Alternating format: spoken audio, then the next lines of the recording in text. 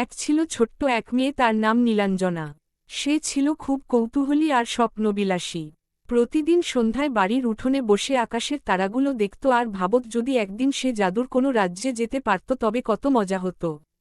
তার দাদি মাঝে মাঝে তাকে বিভিন্ন পরীর গল্প শোনাতেন, আর সেই গল্প শুনে নীলাঞ্জনার মন ভরে উঠত বিস্ময় আর আনন্দে। একদিন সকালে নীলাঞ্জনা মাঠের পাশে থাকা বনের দিকে হাঁটতে হাঁটতে চলে যায়। বনের ভিতর ঢুকে সে হঠাৎই দেখে এক অদ্ভুত আলো ঝলমল করছে। আলোটা ধীরে ধীরে তার দিকে এগিয়ে আসে। আলোটা যখন একটু কাছে এল তখন সে দেখে সেটা কোনো আলো নয়, বরং এক ক্ষুদ্র পরী। সে ছিল সোনালি ডানাওয়ালা, নরম আলো ছড়ানো এক সুন্দর পরী। পরীটি মিষ্টি হাসি দিয়ে বলল, আমার নাম লীরা, আমি আলোর রাজ্যের পরী। তুমি কি আমার সাথে একটু ভেতরে আসবে? নীলাঞ্জনা অবাক হলেও ভয় পেল না। সে মাথা নেড়ে সম্মতি দিল। পরী লীরা তাকে বনের গভীরে নিয়ে গেল, যেখানে গাছগুলো ছিল রূপালি পাতায় ঢাকা আর ফুলগুলো থেকে বেরোচ্ছিল মিষ্টি আলো। নীলাঞ্জনা বুঝল সে আর সাধারণ কোনো বনে নেই, বরং এক জাদুর রাজ্যে এসে পড়েছে। লীরা তাকে বলল, আমাদের রাজ্যে সমস্যা হয়েছে। অন্ধকার শক্তি আমাদের আলোর ফুল চুরি করে নিয়েছে। সেই ফুল ছাড়া আমাদের রাজ্যে আলো জ্বলে না, হাসি থাকে না। তুমি যদি চাও তবে আমাদের সাহায্য করতে পারবে।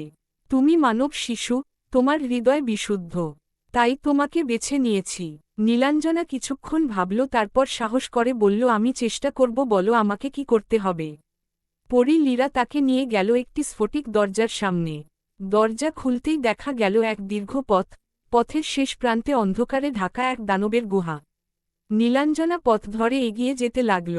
চারপাশে ঘন ছায়া আর ভয়ঙ্কর শব্দ, কিন্তু লীরার আলো তাকে সাহস দিচ্ছিল। গুহার ভিতরে ঢুকতেই দেখা গেল অন্ধকার দানব আলোর ফুলটি ধরে আছে। তার চোখ লাল আগুনের মতো জ্বলছে। দানবটি গর্জে উঠল, কে আমার গুহায় ঢুকছে? নীলাঞ্জনা ভয় পেলেও বলল, তুমি আলো চুরি করেছ। এটা তোমার অধিকার নয়। আলো সবার জন্য। তার সাহসী কথা শুনে দানব কিছুটা থমকে যায়। লীরা তার পাশে এসে দাঁড়ায় আর নরম কণ্ঠে বলে, আলো কখনো ছিনিয়ে রাখা যায় না। আলো ভাগ করলে আরও বাড়ে। দানবটি ধীরে ধীরে বুঝতে শুরু করে যে সে ভুল করছে। তার কঠিন মুখ নরম হয়ে এল।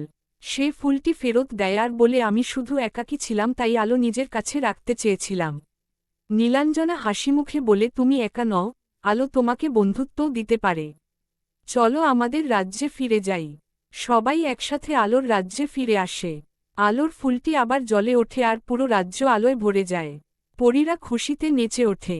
লীরা নীলাঞ্জনার মাথায় হাত রেখে বলে, তুমি আজ আমাদের রাজ্যকে বাঁচিয়েছ। তোমার হৃদয় সত্যিই আলোর মতো নির্মল। নীলাঞ্জনা ধীরে ধীরে নিজের জগতে ফিরে আসে। বনের পথ পেরিয়ে যখন বাড়িতে ফিরে আসে তখন সূর্য ডুবে গিয়ে আকাশে প্রথম তারা উঠেছে।